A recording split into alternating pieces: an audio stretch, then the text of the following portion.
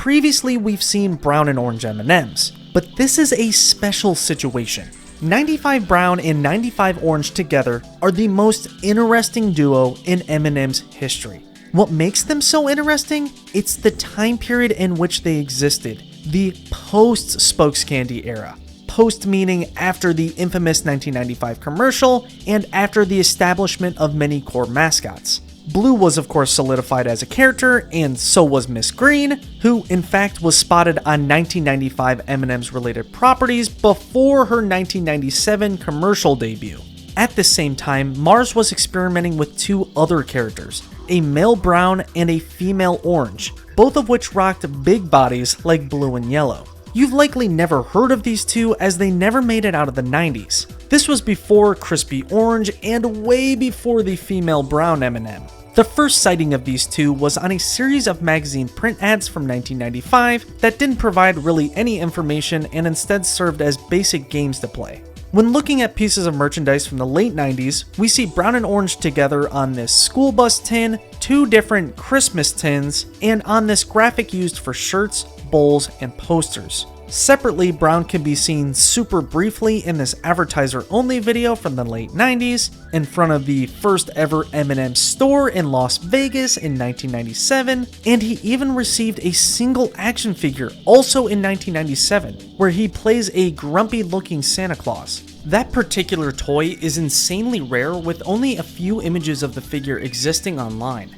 Orange, on the other hand, got a little more exposure. She was seen on an additional Christmas tin, she received multiple Topper action figures, she got her own in-store display and ornament, a plush Witch variant of Orange was winnable through a send-away coupon, and most notably, Orange was part of the 1997 M&M's Burger King Kids Club toy set. This particular toy is commonly seen online and on the shelves at most antique stores.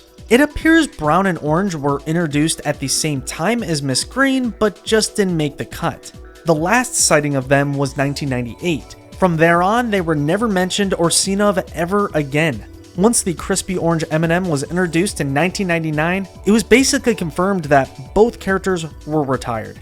When diving back into the furthest possible archive of the M&M's website, we see all sorts of info on the pair. For Brown, we not only get many interesting renders of him, but we also receive a personality description.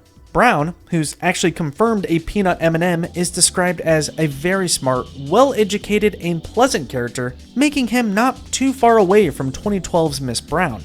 Orange's description also confirms her as a peanut and describes her as carefree, full of good intentions, a little mischievous, and tomboy-esque, making her significantly different from 99's Orange. Many times the site alludes to the fact these two specific characters are rarely seen. Brown and Orange don't receive viewable star trailers, and instead we're told to just leave them alone. On the mailroom part of the 96 website, they mention how fans have been asking about them and how they never see them. They even show Yellow checking in on their dressing room. The site claims their lack of cameos is due to them finishing up their actor training program, which is supposedly needed for them to feature in television ads. The whole origin behind the forgotten Brown and Orange M&M's characters is fascinating. They were so close to becoming regulars, but slipped through the cracks right at the turn of the century.